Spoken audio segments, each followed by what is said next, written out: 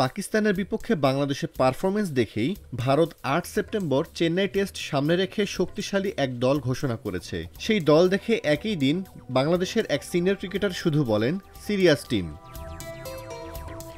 ৯ September আরেক senior cricketer আজকের পত্রিকাকে বলেন, ওরা ৪ পেসার ৪ স্পিনার রেখেছে স্কোয়াডে, আমাদের সংশয় রাখতেই এমন দল দিয়েছে, মনস্তাত্ত্বিক খেলা আর কি।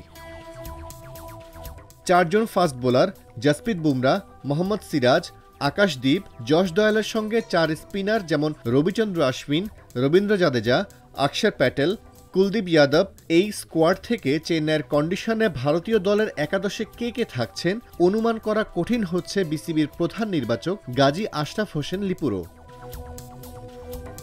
৯ সেপ্টেম্বর তিনি আজকের পত্রিকাকে বলেন, পেস ও স্পিনে খুব ভারসাম্য দল দিয়েছে তারা, অনেক বৈচিত্র্য আছে, তাই বলা কঠিন কেমন সমন্বয় হতে পারে।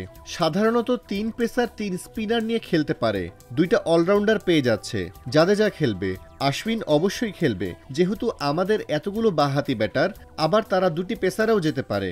একটু ওয়েস্ট ইন্ডিয়ান ট্র্যাডিশন হওয়ার সম্ভাবনাও উড়িয়ে দেওয়া যাচ্ছে না। ৬ বিশেষজ্ঞ ব্যাটারের সঙ্গে ৫ বিশেষজ্ঞ বোলার, তাদের সেই বিলাসিতা দেখানোর সুযোগ আছে।